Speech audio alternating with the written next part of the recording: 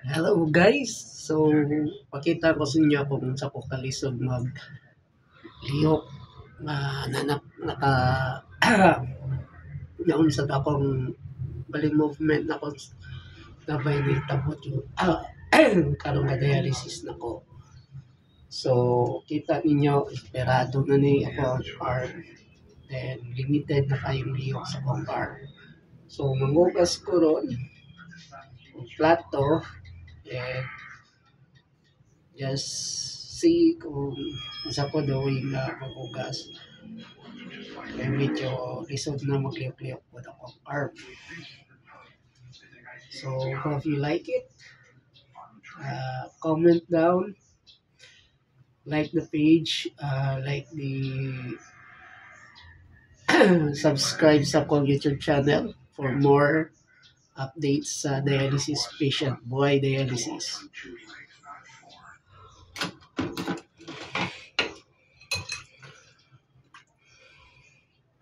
Actually guys, kung may mo ang lababo, then medyo nadaot ang drain sa mga lababo. So, nang ilabay na ako ng tubig sa gawas yun sa balay. Di na ako ihabura na kay daot mo ang drain.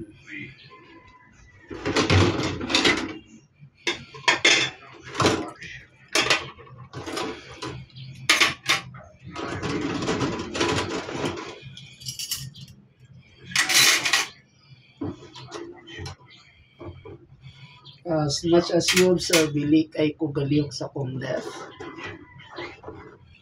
Most of the time, right arm ako ginaliyok.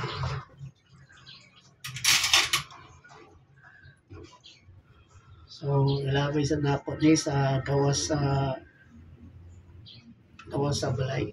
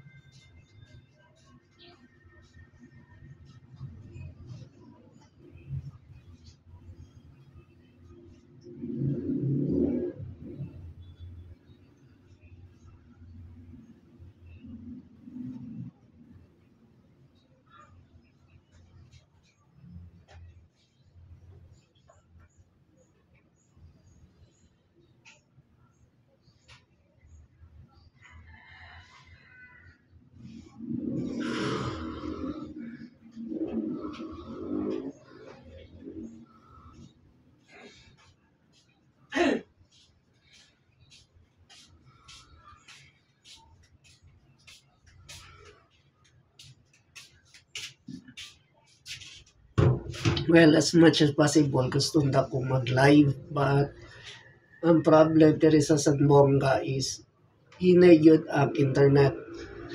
Hinay na gali, diri sa mga area, doon ba yung military camp, sagot o kayo na isa gi-cord lilabo sa internet provider, mo gid ilang rason. Doon daw may military camp. And tungkol sa signal sa gitaod sa kaning sa military, sa US military sa kampo, naapektuhan daw ang commercialized na internet. So kaming mga doon sa kampo, hinay gid mig internet niya.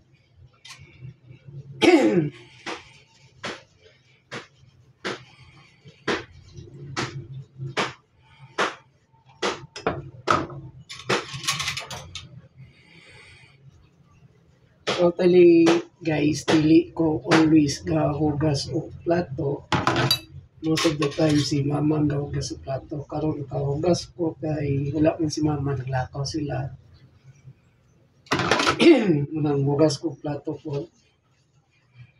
Kaya ginali kayo ni mama lagi na magliw-liw ko kung pikas. Kaya kasi daw mo samot o kahubag. Bandayan ninyo hubag kayo. O compare ninyong duha. Masubag ako ang compare ninyo ni masubag ni siya. So sa ko ang liyok-liyok yung ko kay para ma-exercise akong kamot.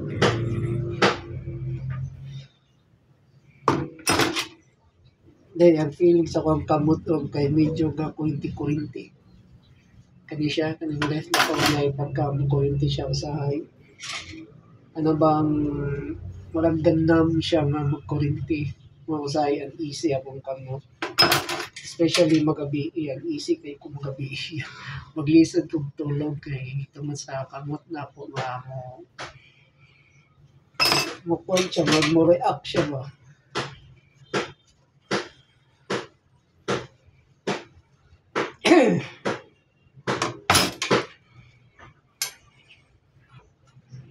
Food diet. Yes, may food diet may mga gadialysis. Majority sa mga is di na gyud ginapakaon o meat. Protein-based meat. So, ato pa, di na may pwede baboy or anything karni. So, if dili mapugman, naging yung tawag yung dili kapugong, makakaon meat to the maximum of kanang gisag tila na matchbox na lang. Tilaw rin yun. And sa tua, dagan na kong bawal. Kay tungo diabetic sad ko o hypertension. So, as a diabetic patient, bawal yung sweets. So, literally, hindi na tayo kumakaon o anything sweets. Sa karon is, di na ko matintal kung tintalong ko yung ice cream kana di ko matintal. Cake, somewhat, kapugong ko, pero matintal pa ko. Pero di ginatry na ako, dili atay kong kaon ng cake. As much as possible, ayaw ko pakit. Ayaw ko tintala. Soft drinks, yes. Di na ko mainom soft drinks. Siguro once in a blue moon na lang. Or kung mainom man, tunga na lang sa baso. So, pa ba? Water, minimize, although di na may kayo kainom soft drinks, pag-abot mo sa water is minimize na mi sa water. Saka minimize na mo sa water. Ang advice sa mo is about 1 liter of water per day lang yun may. So nothing less, nothing more. 1 liter per day. Muna ang kasagaran sa mga dialysis patient. Kaya inaiwas na malumos ang amuang kidney. Na kung manubra mi og tubig per day, may balaan na kahit tungod mo na ng during dialysis natimbang mi. So katong weight na among nag-gain between dialysis mo itong tanggalon sa mukha. So na ideal weight na ipaabot sa mukha depende sa imong kuan. Siyempre katong mga body mass index mga na. So na kay ideal weight na iabot nimo. Once mabot na nimo siya na ideal weight nimo, so diya naka-ipa-maintain. So minimize water yun. Nagay ko ikauban na gareklamo na siya kay wow, rigid kayo. So, sacrifice food. Huwag yung kayo ka, you can. Inom ka tubig, pero pag abot mo sa dialysis session mo, dako kayo weight na itangtang sa inyo nga. Sama sa pagapon, ako ang weight gain is around 2.2. So, kanang 2.2, kuan na bali, ilan na, 48 hours, more or less.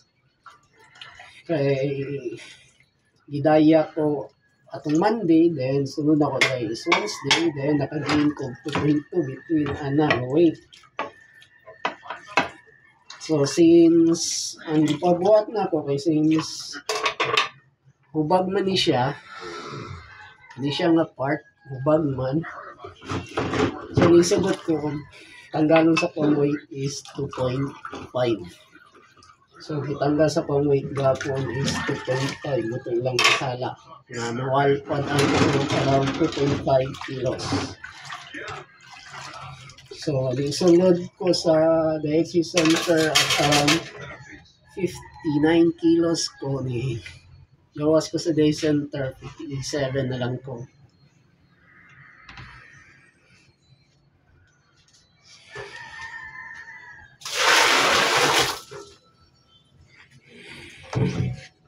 So padayon na siya muna na ang paglinapon sa mga sa Friday sa maugma last session for the week na mo din na napod may 2 days na dili mo in session Monday kayo ng sunod. So ang ginabuhat sa mga sa dialysis center na is pasubraan nila kuha o weight nila for that time sa imong liquid. Pasubraan nila. So, for example, patatag ma-weight gain na po kung 2, then sugot ko 2.5 or 3. But, of course, case-to-case basis na siya. Kaya pasabot case-to-case basis.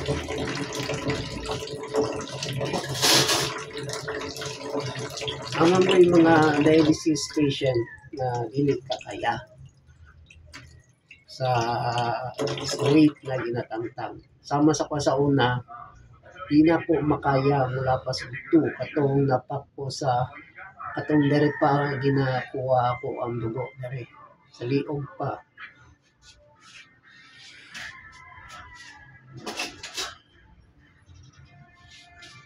So unsang may tabo makita or unsang ma-feel nimo sa dili kaya. So, one of the things nga ang sa ko ato, ang problema nga sa patient ko, kung silang feel, ang sa ko ato is magsakit ako on dere. Hindi siya dere. Magtanagay ko to, magsugod na siya sakit. Then, mula pa sa siya to, as in sakit na gid siya. So, matong ginapa-stop na nako. So, pwede man mo ipa-stop ang dialysis session mo at your own request, patient's request na i-stop na basta di na kaya.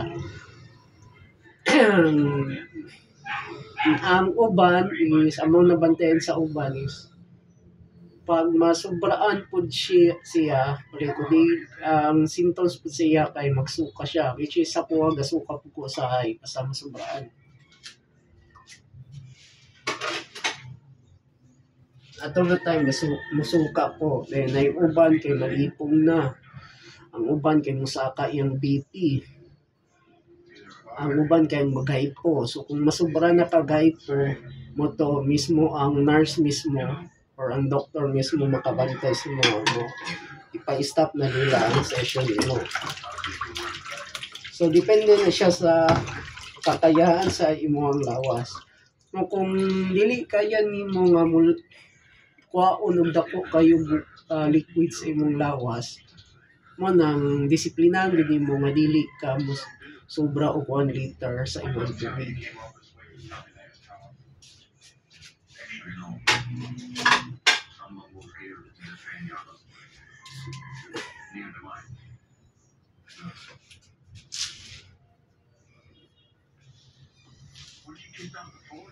Then sa may disadvantage kung dili pug ka makuha og sakto. Yun may time na buta na to 2 liters sakto gyud ang 2 liters na kuhaon sa imuha. Na po time na 1 liter lang nagalito ito patient nga ang iyang kanunay weight gain is 0.6 liters lang siya. So utong dili ko siya paano 1 liter kay gamay raman siya.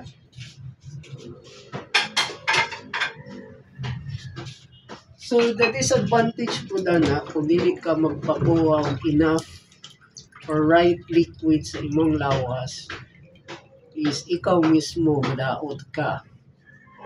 Sama tong nabalitaan lang nako nga isa pa kauban daw namo is namatay na. Kay nanuman Dili daw to siya kakaya o more than 1 liter na kuhaan sa iyang ani. 1 liter liquid. But ang iyang weight gain is dako siya kayo. So, every dialysis na mo, actually gadako, na siya part sa iyang lawas na kanunay gadako. So, siguro, kung sa layman's pan, bigay na gyud ang iyang kidney, kay dili man kabawi ang kidney, malumos mo yun. So, moto, bigay yan, namatay siya. Kay dili man yun siya ma-completely limpyo. So, that's it for today. Thank you for watching, guys. Don't forget to like, share, and subscribe sa channel. Support us, support me para makamonetize na po ko. Subscribe, guys.